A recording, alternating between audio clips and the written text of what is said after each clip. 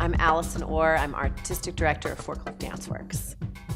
And I'm Chrissy Marty, Associate Choreographer with Forlift Danceworks. We're here on Williams campus to make a dance with the dining services employees and to work with students.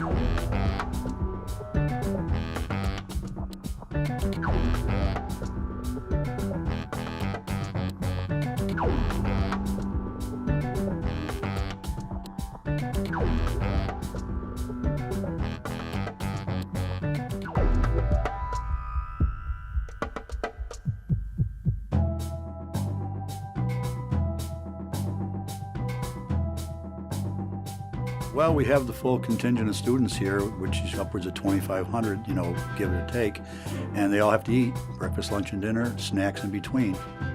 We serve around 900 meals per day. This kitchen operates from 6 in the morning till 8:30 at night. In one particular dining hall, say Whitman's, that would be about 1,500 meals a day. We probably average about 50 or 60 for lunch that we're open Monday through Friday. And then we also take care of probably about 85 to 90% of the catering that goes on campus. Dining services on campus prepares about 4,500 to 5,500 meals a day. Chrissy and I are choreographers who are inspired by the movement of everyday life. And we've been making dances that feature people who you don't typically think of as dancers for many years. And we're working to see how we could do our community-based process here at Williams and how we could create a performance project that would really address a need here on campus and be an opportunity to create community, create conversation. And we landed on working with dining services, working with the hardworking folks who cook, clean, prepare meals for students and staff. And we're finally now to the point of actually making the product, which is the dance, ultimately. So served means to Williams this beautiful, multi-dimensional approach to understanding the work of one of the larger operations on campus. There's about 115 people doing this work, and all the different ways in which it comes together and all the art that's embedded in it, and give those folks a voice that they wouldn't have in any other way than to be able to present it artistically in this way, to be able to completely transform the spaces in which they actually do the work into a place where they could perform the work artistically and in front of a whole group of people who would never ever have a window into that aspect of their lives. This process came about 3 years ago from listening to stories from the dining services workers, which led to a conversation with Steve Klass talking about how we can amplify the stories of the members of the dining services. Because it is critical for us to show how important dining services is to the overall Williams community. And that's when we started thinking about Allison and Chrissy and Forlift Danceworks, who could help us amplify these stories. We primarily make our work in Austin because our work takes years to make. It's about showing up on a weekly basis. It's embedding within a particular community. It's gaining trust. How you get folks who don't identify as performers to agree to actually be in a live dance event, you have to build real relationship. And so this is really an experiment for us to take the whole team and actually try to do a full-on production off-site in a community that's not ours. When I first heard of this, and it was explained that the staff would get together and work on a performance and actually showcase what they do every day, I really believed it was going to be an excellent production. I believed it would work.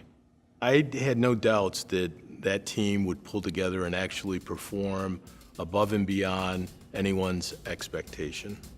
We're working on a lot of logistics and figuring out how the hell we make this happen, right? We're working on figuring out how to put all the pieces together. So we've had meetings, we've had time artistically to figure things out, and then we're also starting to job shadow employees and learn about what they do, and meet people, let them get to know us, we get to know them. We had our composer on campus, Graham Reynolds, our production designer, Stephen Pruitt, and we're really looking at Pereski as the performance space, talking to both dining services staff, but also students and faculty about how to get people involved in the making of this performance.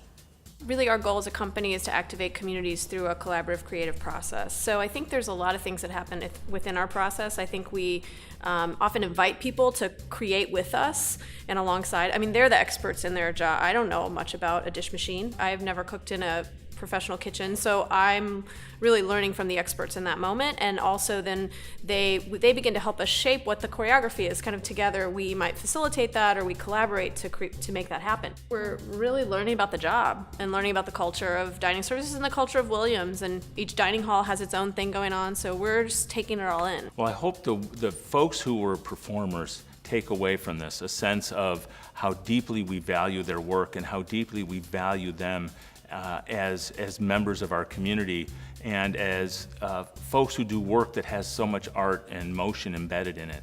And I hope that all the folks who are able to come would take away from it just that what's involved in this work and how many people really do it, and understanding the length of the day and all the different work that goes into something that you interact with for just a few moments during the course of your day. Here already, I feel like I'm already inspired by just the teamwork it takes to run a kitchen. You know, I mean, you would know that, but just really looking at, you know, like the cooks need clean dishes, and then they get filled with food, and then they're back in the dish room, and then they're coming back out to be served to the students, and you know, the kind of cycle that's happening already, I'm finding inspiring. You know, the kitchen is your stage on a day-to-day basis, and there is some choreography that goes into a day's work, whether it be, you know, what station you're going to be working with or what items you're going to prepare. And I think with our groups, you know, having a job and flowing into what maybe the next person needs, or working side by side, or working around each other,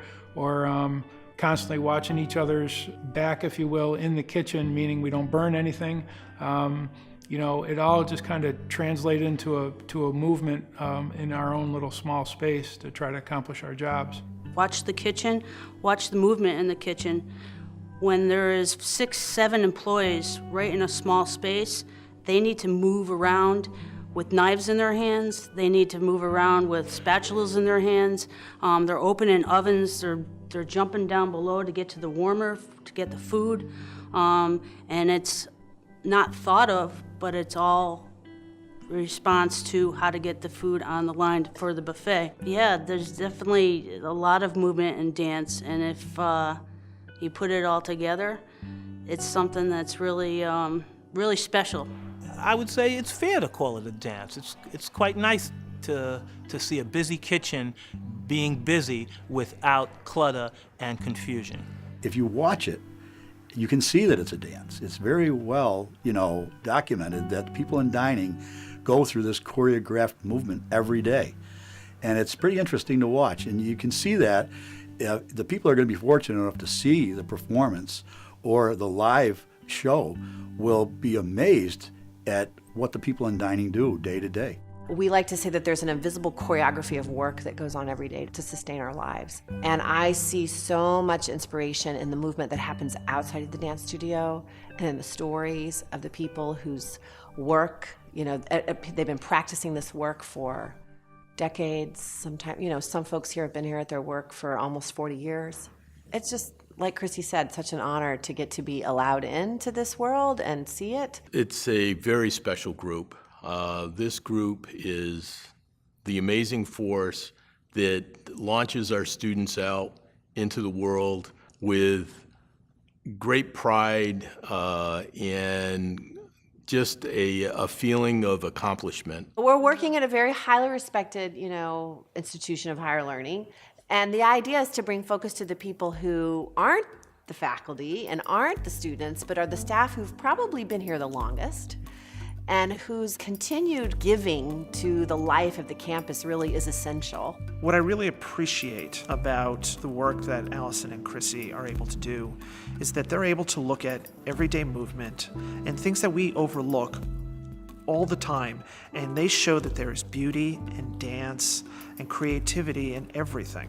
I just think there's something just inherently magical about the performance making and performing process. And a special and impactful component of this is that we get to make something together, and that we get to make something in a context where that typically doesn't happen out of the theater and at the workplace. I think there's also something that happens as we go through the process where music comes in. You know, Graham comes in with his composition ideas and the band, and then Stephen is lighting a space and kind of transforming it in a visual way that hasn't happened. So there's also this kind of support, sort of feeling of support that I know we get to feel every time, and I know the performers really feel it too, you know, where they're like, oh, we knew this was going to be a show, but we didn't realize, you know, how kind of the production's kind of elements and support it would have and the kind of spectacle it would create. So that's another, I think, changing part in the process, the kind of the high production value, you know, really framing it in a really artistic way. So preparing for CERD is really challenging, because not only are we preparing for the 4,500 meals that we will serve that day, we also have to figure out a way to free up certain numbers of people and put on a show. You know, the logistics of doing a performance like this, when you have a group of people, is that you still have 2,500 students that need to be fed. Someone's in the background doing that. Well, that's, I think, has been the big puzzle of this piece for us, is not only how do you pull it off when these employees who'll be performing need to be feeding students. So how do you do it logistically in terms of their work that they must get done every day? But then also, how do you get audience members to fully appreciate the skill in the work and the beauty in the work in its most authentic environment where people can truly show their best selves when those spaces are quite small. But I think we've come up with a really good solution of actually touring audience members in small groups through the kitchens of Paresky, where they'll be able to get, you know, the feeling of it, the sensory experience of being in the kitchen. And that, to me, I know is super exciting, is to transform those spaces into a theater for just a few minutes. Yeah, so it's a challenge, but the nature of art, you know, creative constraint, right? There's a problem, and that becomes an impetus for us for creativity and solving problems. We're excited about getting people into small spaces in the kitchen where we can only fit 10 or 15 people, or 15 or 20 people, and be able to really have a much closer picture of what it is, rather than, you know, being on a tarmac or being out in a giant field, or, you know, other sites where we've done work. By participating in a project like Served, it allows members of the dining services community to really shine and show their unique talents and what they bring to the Williams community. I think what I most hope for folks who participate, well, for students, that they have a deeper understanding of how their college campus functions, and yet that they have closer relationships with dining staff. What we've already seen, and was clear to me from some of my initial visits into the kitchens, is how much dining staff care for students. And I think it would be great for students to understand and have a deeper appreciation of that care, and how much dining staff is tracking them and wanting their lives to go well here while they're here. I'm hoping that we take away the sense of a team and working together with each other and creating relationships. I think that's something that we can tell as we're going through. It's growing stronger and stronger for us. I hope that, you know, people that participate in the performance of Served will realize that there's going to be a real appreciation for what they do. I think that watching them prepare for this has been exciting. I see that they come in fired up because it's something different, and I think that they're going to really appreciate that what they do is important. When this is all done, I hope our staff would take away a deeper sense of community. And on a certain level, I think people will see, if they read between the lines of the movements and the expressions, what it takes to be a part of a good team. I think that people have worked very hard to put something like this together, and I want the audience to know how much we appreciate them and serving them every day, and them to take away, wow, they really know what they're doing here in Dining Services. I think it's important for the employees that perform. I think they get recognized in a way that they don't often get recognized. You know, no one applauds after they finish their job at the end of the day. I mean, I know for us, what we're really hoping, first of all, is just to make a really great dance. I mean, that's what every choreographer wants to do, is to make a highly memorable, extraordinary dance. And we see lots of opportunities to do that here, just to make something really beautiful. Like, I hope that this process that Chrissy and I have been doing together for quite some time now, I hope that it leaves people feeling more connected to each other. Now, dining services is a very special department. It's a great place to work. The thing that I love most about my job it is serving the kids, helping the students. College runs on its stomach. You know, these people have to take care of the kids.